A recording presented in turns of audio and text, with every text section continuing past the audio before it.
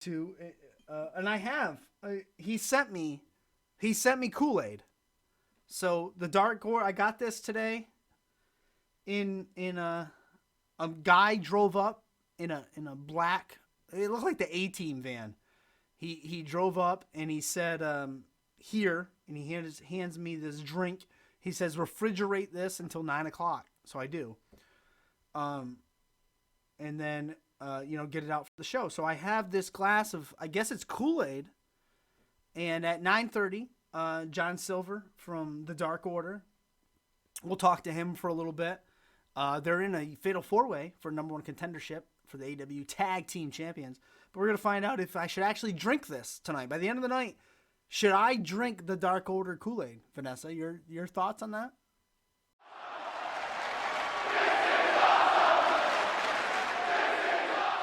Hey, oh, we're good. Oh, excellent. Perfect. Let's go right over. This is why I love to be live, Vanessa. I know I messaged you on Discord, but you didn't yeah, catch I it. saw it, but then I heard Mr. Silver. How you doing tonight, sir? I'm good. How you doing? Oh, we're doing great over here. We're doing phenomenal. Um, I actually, during this whole pandemic gimmick, I had to choose to stay home with my youngest daughter and all that fun stuff. Um, but they still keep me on the books at work. I work in the school system, and my wife had today off, and she'll have Tuesday off. So I actually went into work today. So I work with children with autism, and so I went back to work today. So that was exciting and different and weird. But other than that, I'm doing fine. Um, and we're here and we're live, so it's all good. Live. Live. Live It's the only top way to do it. And we were talking about beards earlier. You have a phenomenal beard yourself. too.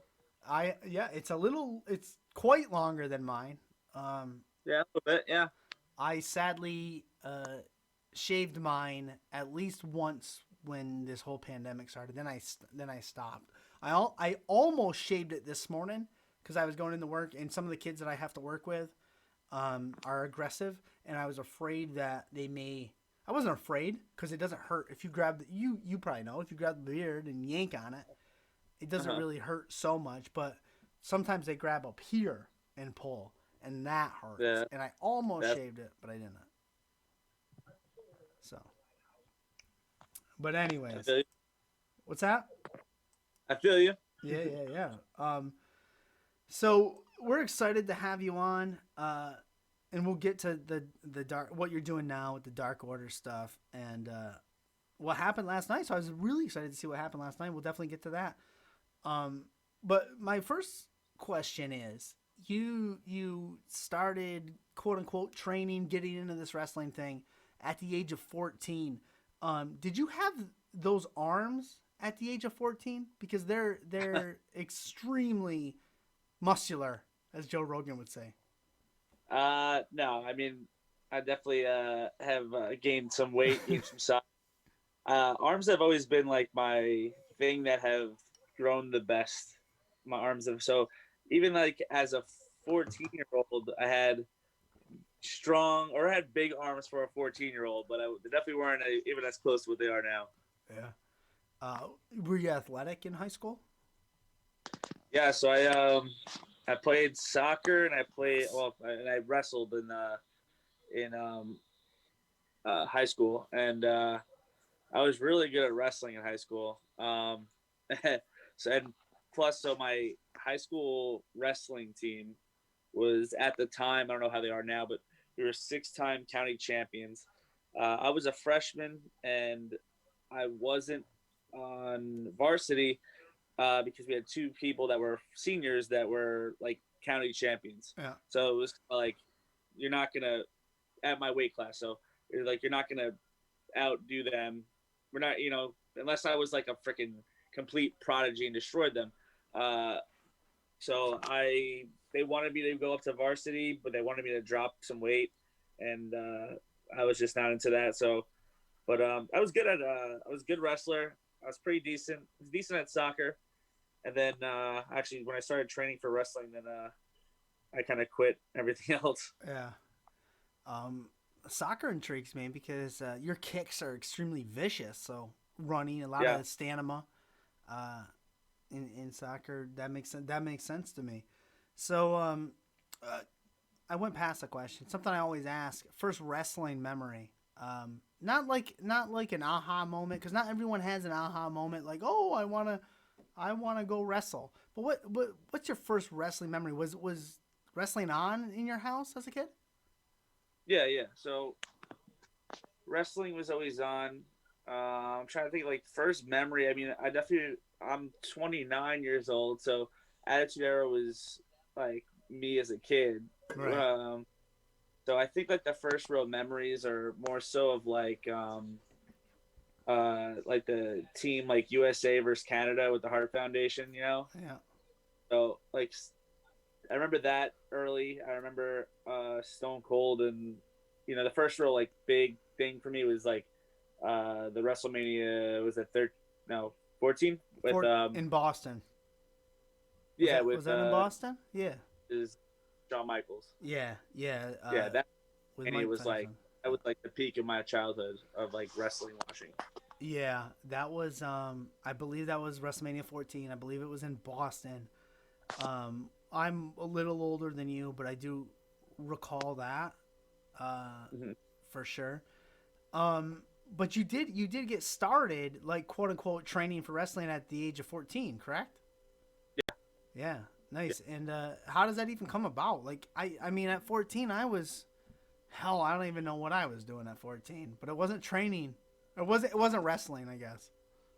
Yeah. Well, how do I get started? Oh, I actually was back when MySpace was still a thing. Yeah, MySpace, and there was like I had like my regular page, and then like my fan page, and I would go on like they had like little threads, I guess, like discussion boards and shit. So I was in like a wrestling one, and then I just went in there. And I was like, "Hey, does anyone know a wrestling school in Long Island?" So I didn't even know how to look that up. And someone told me about MYWC in Long Island, and so I'm like, "All right, let's check it out." So I went down there. Of course, like it just happened to be when I went down there, everyone was doing crazy shit off the top ropes. So I was like, "Oh shit, this is pretty dope."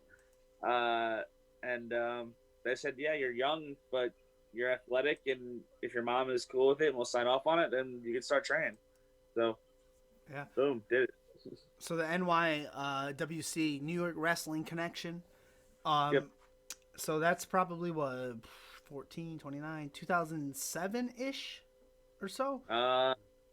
Give or take. Was I 7 or was I 2006? I don't know why my brain doesn't work. I remember I started the day after WrestleMania 22. Okay. Yeah, but that helps. Yeah. It doesn't help me. But that's okay. It sounds good. When I say it, when I go like, oh, it sounds smart. So, yeah. I have a bad, I'm not good at this stuff. It's okay. With memory. But so you get into the New York Wrestling Connection. You're building yourself. What's going through your head though at the age of 14? New York Wrestling Connection. You're in there training. Who trained you? Mikey Whipwreck. Mikey Whipwreck, legend. Yeah. Yes. Oh, yeah. What? Like I can't even imagine. Like what goes through your head? You're in there training. Are you thinking about? I don't even know how I say it. Are there other wrestlers' styles that you're thinking as you're training? Like, I was just more so like terrified of just everything. Like, yeah. Everyone's so intimidating, and then especially Mikey so intimidating, and Yeah. then go in there and it's just I'm a 14-year-old kid, and everyone else is like, 20, 30, 40-year-old, all in shape. Like, not everyone's in shape, but most people are pretty in shape, jacked up, and I'm like, damn, I feel, out of place here. So I don't think I was thinking about style. I wasn't thinking about a lot of things earlier. I was just like, let me just learn everything, and then I'll kind of start to really think about where I go from here. Do you feel it came? I don't want to say do you feel it came easy, but do you feel what was the biggest challenge at the age of 14 with Mikey Whipwreck, the NYWC? What was your biggest challenge? Besides being young. Well, I was always like naturally athletic, like you said, but I think it was just not being afraid. I was afraid of a lot of stuff, so I was afraid of taking a lot of moves and doing a lot of things. And also, you know, how the rings work. It's really like the bigger you are, the easier the bump usually is. Yeah. So I was ninth grade. I was 110 pounds. So those bumps they definitely hurt a lot. So everything hurt a lot, and I was just afraid to take a lot of bumps, afraid to do a lot of things. So it was just kind of getting over like the fear of that I'm not, made of glass and I'll be okay. Yeah. Was there a moment that it clicked in your head, like, look, I won't break. Like, these bumps feel good, maybe, give or take? Not specifically because my first bump I ever took fucking knocked me for a loop and knocked the wind out of me super hard. So I was like, all right, well, I was right. These two hurt. Yeah. But, I don't know. I think you just kind of get used to it. I don't have an exact moment where I kind of realized it, but yeah, eventually I just was like, you know what, I could do some of this crap. Why not, right? So obviously you did well. The training went well. What was the biggest thing you took away, or the biggest thing that Mikey Whipwreck taught you? Because he's a legend in the wrestling, in the ECW training. What's the biggest thing you took away from him? Well, he's someone that really emphasizes the basics. So, especially nowadays, I'm sure you go to wrestling school, and a lot of wrestling schools will just kind of get you moving and going and doing this, doing that. We weren't allowed to even get in the ring really until like 3 months in to training. We were all just doing chain wrestling on the outside, and once that was down, perfect, then we get in the ring. I think I might have gotten in the ring like once or twice before then, just to do like rolls on a day that he wasn't there. But it was just a lot of, we're drilling the basics and we're getting everything down. We're not, if you're not this down, you're not doing the next thing. Right, that makes sense. Smart. Now you've been all over the New York indie scene. You've been all over the indie scene in general. Evolve, CCW, Beyond, PWG, House of Glory.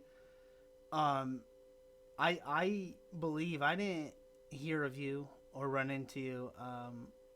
I would guess hear of you. I never saw you, but hear of you until the Beaver Boys, which is one of the greatest tag team names I've ever heard of. With Reynolds. How does, who you're with now, but how did the Beaver Boys come about? How we started? So, Yeah. Alex started training probably about like 2 weeks before I started training at NYWC. So, we were, same level of veterancy. Is that a word? Same level of experience. That's a better word. I don't know why I said veterancy. Experience. And he was a little older than me. So, like I said, I was 14 years old when I started training. So I didn't have a car until, I don't think I got a car until I was like 17 or 18. So I'd always get dropped off at training by my mom. And then Alex would always drive me home because he lived somewhat close to me. So, we just would always talk and go over things. And at first it didn't make sense for us to tag because I was like the young, small, fiery baby face, and he was the Hamptons living rich dude. So it didn't make sense, but eventually we just kind of like slowly merged ourselves together, and we kind of just pitched us tagging and doing stuff more as a tag, just because we were really good friends. We'd always hang out together. We had the same level of experience, and we just had really good chemistry together. So I just was like a slow build into it. Yeah. But I don't know. I think the first time we tagged was it might have been at a camp show, so a show just for kids at camp, and we're just like, let's just be all the heels, the bad guys, and we're like, that was actually a lot of fun to do, so let's maybe start doing that other places, and it just kind of worked out. Do you prefer tag wrestling over singles? It depends. Yeah. It depends. Like, I don't think I prefer one or the other. I just prefer the people that I wrestle. Yeah. It just depends on the people that you're wrestling and what's going on. I like to do I like singles as well. I think there's more of uh, I wouldn't say creative freedom, but like it's only two people going over this match, instead of four. Right. Or if you have like a way, or this, so it's like you get a little bit more shine in there, I guess, more stuff Yeah. to show yourself off. But um, I still really like tag wrestling, especially when it's done right with the right people. Yeah. Well, that makes sense, and I never thought of that. I always preach in a wrestling match, somebody's going to go over and somebody can get over. And that's 1 and 1. So someone goes over, someone gets over. But in a tag match, you have somebody goes over. So that's the team that can go over. But to get over, then 2 other guys, you got to have 2 other guys shine also in the match. I never looked at it that way. So that makes sense. Yeah. But it's me and Alex are, we have such good chemistry. We're such good friends that I think we work very well together. So like even small things, like I've tagged recently with other people, and then sometimes like me and Alex just don't care about certain things so much that like we don't care about who does this, who does that, just whatever is best match. That it just we don't even talk about it. So when I wrestle with other people, it's like sometimes you have to kind of go over different things. Yeah. But it's with me and Alex, it's great. Do you guys study other tag teams from the past?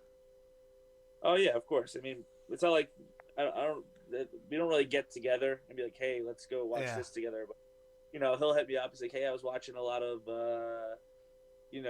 just any these guys. The American Wolves. I was watching a lot of these guys. Oh yeah. And, like, he'll might tell me, hey, watch this match, or I watched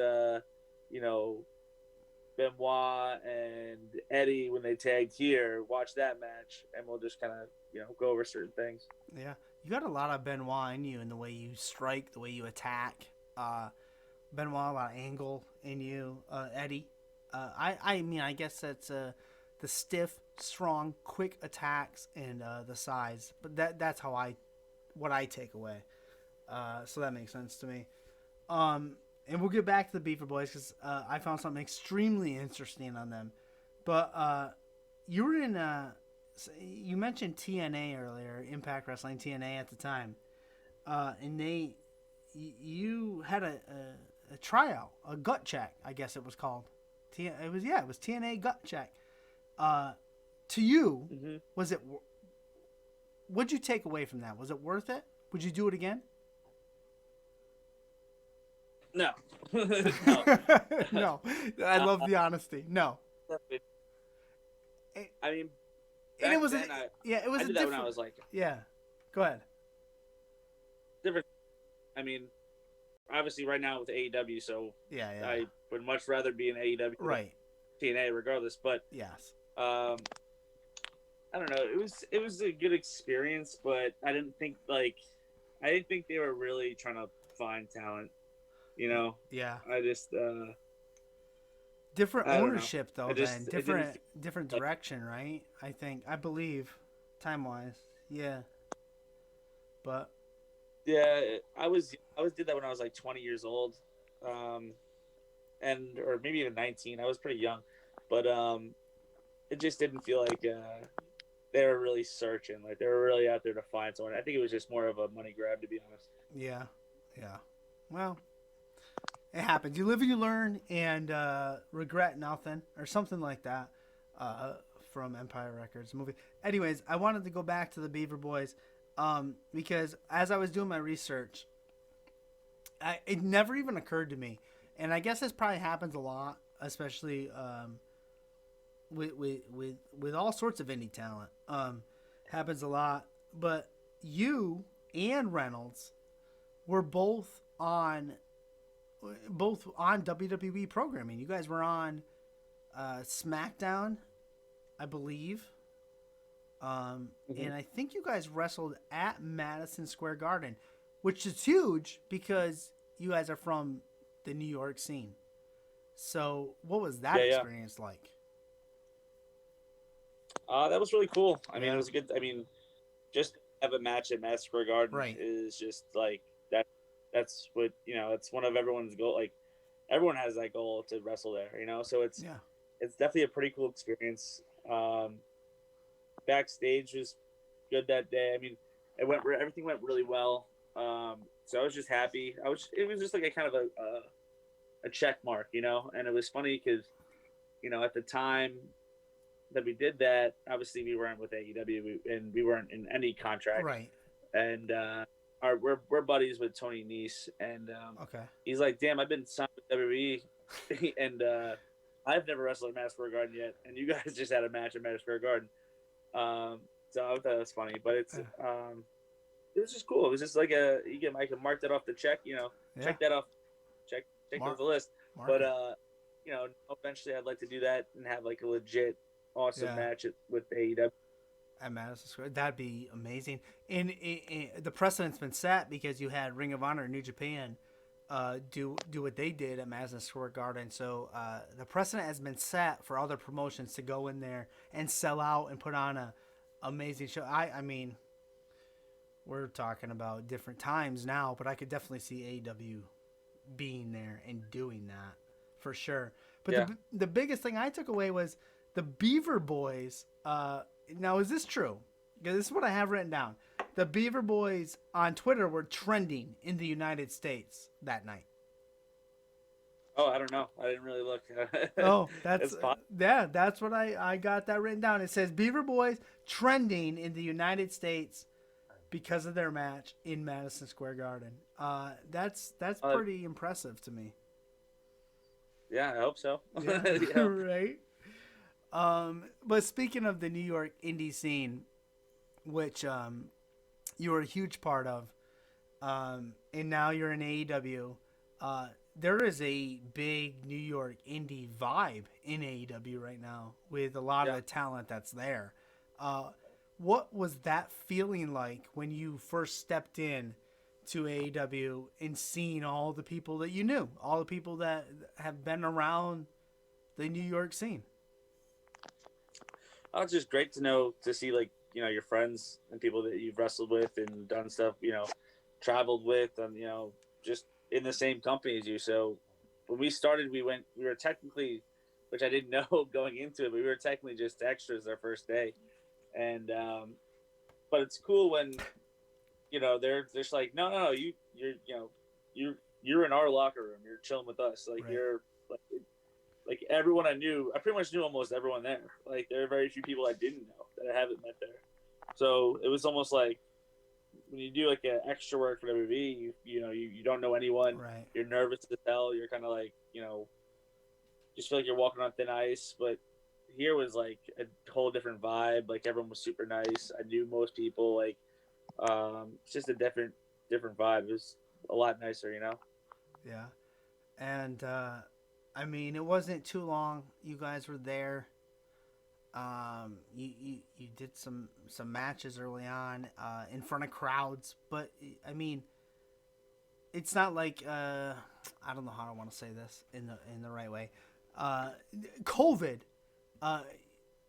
hasn't really affected the way you perform at AEW because you guys weren't. I mean, it started. It's been 1 year, so it was October, and then this whole pandemic thing hit in March. Like you guys, I mean, you probably had what, 2 matches, two or three maybe in front of crowds. Yeah, we didn't have a lot of I mean, like when we started, we're basically like not the background, but we're not the big play. Yep. Dark Order.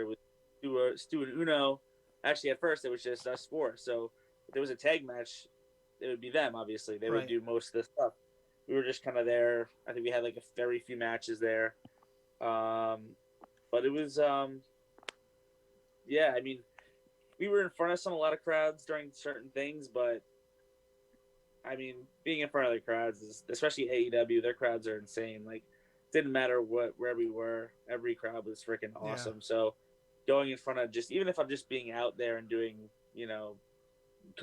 being ringside while Stu and Uno wrestle, it was like, wow, this is you feel the energy, But now we're starting to get some crowds, a little bit of crowds in there. So, it's a little bit better, but it definitely, anytime you can amp up the energy, and it just helps us a lot more.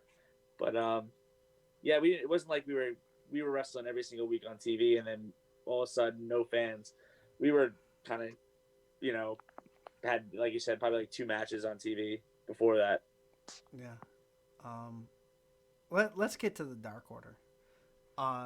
You guys have you and Alex have decided to drink the Kool-Aid, and Of course.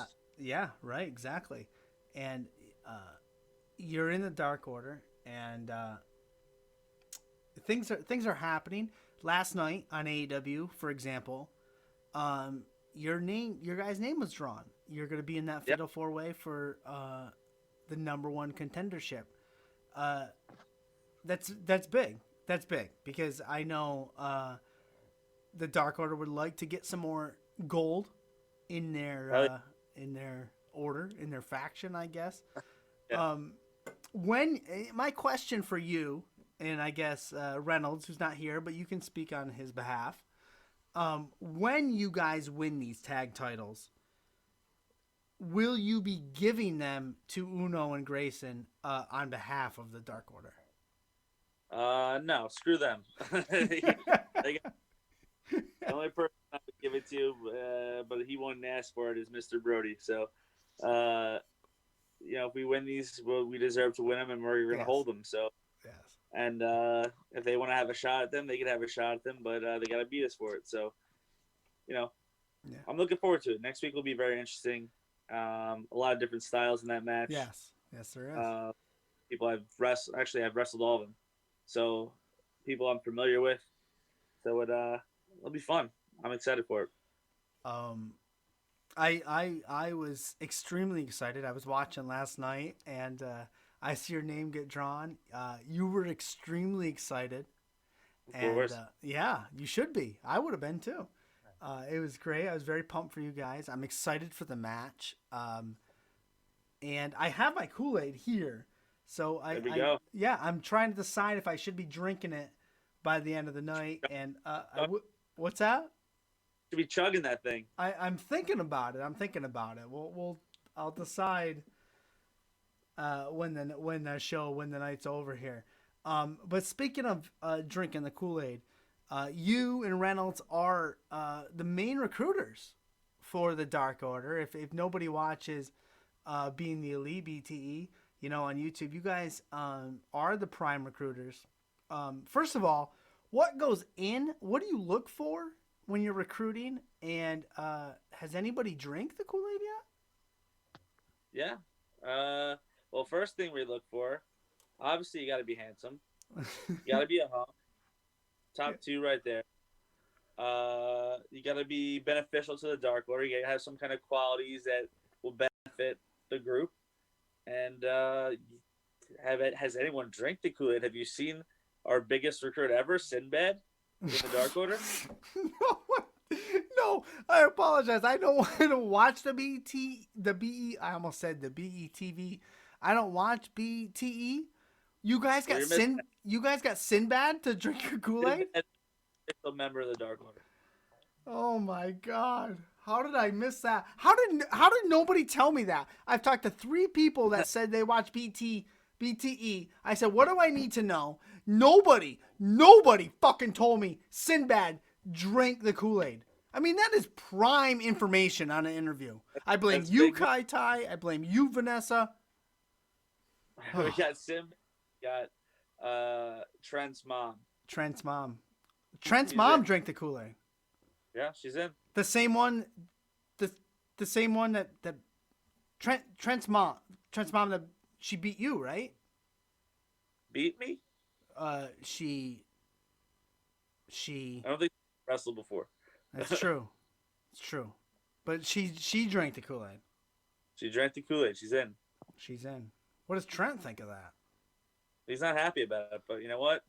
It's his mom. It's her life, She can do whatever she wants. She can do whatever she wants.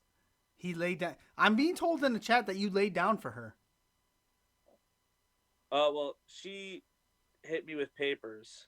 Oh. And on her first attempt, she missed. Not very good at throwing again. Kind of 2 feet away from her. And then Mr. Brodie told me I should lay down and sell for her. So I did. Well, that's good. Well, Mr. Brodie told you. Mr. Brodie Lee. Yeah. How did he say that? Do you have a Brodie? He said, "Fall down for Sue." Well, you have an impression, right? Like, can you make it believable for me? You fall down for Sue. Oh, that's great. That's great. So yes. So Trent's mom drank the Kool-Aid. Are there any other plans? Sinbad drank the Kool-Aid. Is there anybody else that you have your eyes set on that should drink the Kool-Aid? We got a few people in mind. Got a few people in mind. I don't know when it's gonna happen, but I mean, you're gonna have to watch BT. You're gonna first of all, you're gonna have to go back. I am gonna have to go back. I think it was around episode. It could be maybe one or two after. Around 200 though. It could be a few after, maybe, I don't know. But you gotta watch. You gotta look at all of our possible almost recruits, and we'll see. I got a few people in mind, but you have to watch. I am being told in the chat that I don't pay for Zoom, and there is a little window in front of our screens. Let me go fix that, and then I'll come up and wrap up with you. Look, all these people that pay for Zoom don't understand this. As long as you don't have more than 3 people in the chat, you're fucking fine with free Zoom. Okay, you can go as long as you want. You won't get shut off at 40 minutes. 3 people is the magic number. So everybody can just relax. I just got to walk around the bar and fix the friggin' thing. All right, everyone just relax. Jesus Christ. Everyone, look at this. I tell you what, John. Unhappy. No one is ever happy. Look, running out of time. I have 10 minutes. All they want me to do is upgrade. If they shut us off in 10 minutes, shame on them. What if I was teaching one of my students and I had to go over 40 minutes? They're just going to kick us off? Anyways. All right. Good to go. So, Sinbad, Trent's mom, Brodie Lee laying down, drinking the Kool-Aid. I'm going to have to go back and watch BTE, not BETV, BET. And catch up. I've been told, and it's shame on me. I should have done this. I've been told that you are the highlight right now of BET. And no, BTE. That's what I said. Is. That's what I said, isn't it? No, you. BTE. BTE. That's what I meant. Let's touch everyone. That's what I meant. I'll go back and do it. My headphones aren't even working. Nothing's working now. That's what happens. But what I should ask you is, I'm not going to ask you how you saved Eddie Kingston's life. And I'm not going to ask you how you laid down for Trent's mom. What I do want to ask you is, I should drink this Kool-Aid tonight, right? Like I should join the Dark Order, right? Absolutely. Okay. So I'm going to do that, and then I'll give you the I'm not going to drink. I can't chug it, but because I don't know what it is. As I told Vanessa earlier, some guy drove up in the A-Team van and dropped this off at my house. Oh, that's weird. It is. It's extremely weird. That could be blood. If it is blood, whose blood is it? I don't know. Not mine. There we go. Down. All right, I take it back. I can drink it all. Yeah. So that's good. Mr. Silver, we are nearing the end of the show. It's been a great time. I appreciate the time that you gave us tonight. You went out of your way. You traveled today, right? Yeah. Long day for me. Yeah. Where are you? Well, I guess you don't have to answer that, but Daly's place in Jacksonville. How long is the travel to where you are now? The flight is 2 hours, and then of course we hit traffic on the way home. So Yeah. that was like another 45 minutes just driving home. Yeah. I mean, you've done it before during this quote unquote pandemic. What is flying like right now?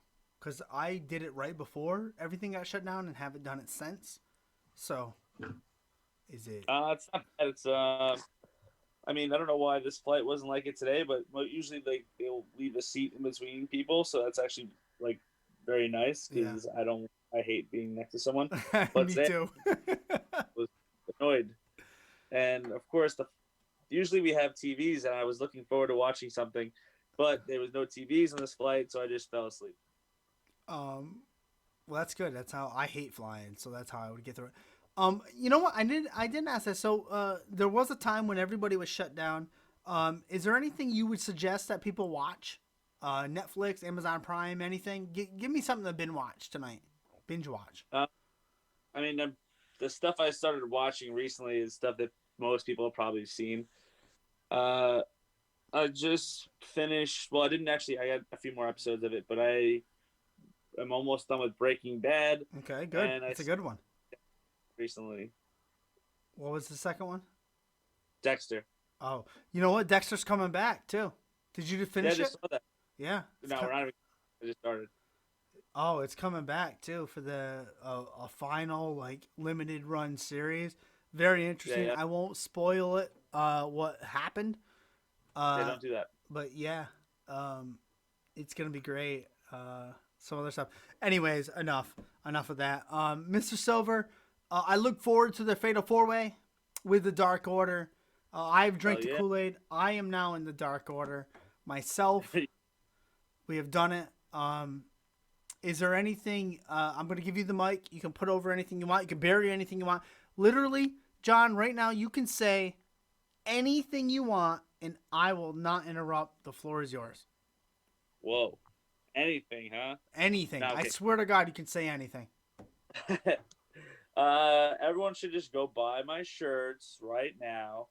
Everyone should go follow my Twitter and my Instagram, which are both silver number and then just the one. So follow those if you don't. My Twitch is John Silver 64. Oh, I didn't know that. You're on Twitch? Oh, see, I interrupted. Shit. You're on Twitch as well, huh? What? You're on Twitch. You're on Twitch as well? Yeah. I just started Twitch. I'm not good at it yet. Oh, what do you have you done? Have you streamed anything yet? Yeah, I've been playing PUBG. Oh, nice. Yeah, on Xbox or PC? I'm an Xbox guy. That's all I got. Cool. All right, go ahead. Sorry, I interrupted. You did. Son of a bitch. Son of a bitch. The shirts. So my shirts, I got some good ones. Pro Wrestling Tees, and then we have some on my page, but more of the newer ones are on the Being the Elite page. So if you buy them on there, you'll look good and you'll look pretty or you'll look handsome. So you should buy those. Awesome. You'll look pretty, handsome. Or both. Exactly. Anyways, thank you for giving us the time tonight. I appreciate it. And we look forward to your Fatal 4-Way and all the stuff. If I can buy one, someone in the chat says, if I buy one, do I join the Dark Order? No, you have to drink the Kool-Aid and go to join darkorder.com. Yeah, yes. Send me the resume. You gotta send the resume. And just, He's got to drink. He's got to drink it too. He's got to drink. You have to buy the shirt. You have to send me a picture of you in the shirt, and then I'll make my decision. Are you the final decision? I'm the top dog when it comes to recruitment. Yeah, the top dog. This guy says he applied months ago. Well, I mean, maybe you don't have what it takes.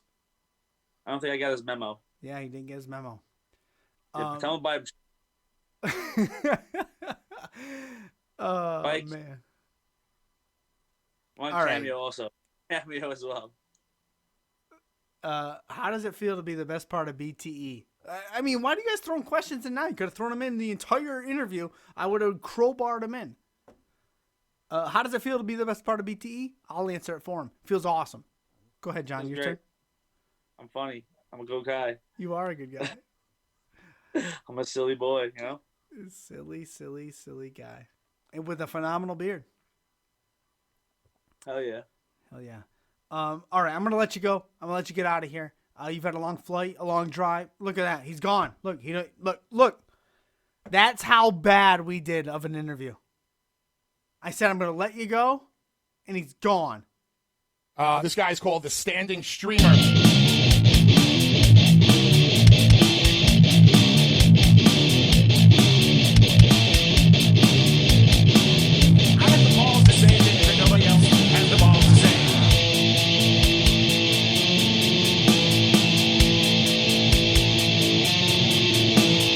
The champ is here!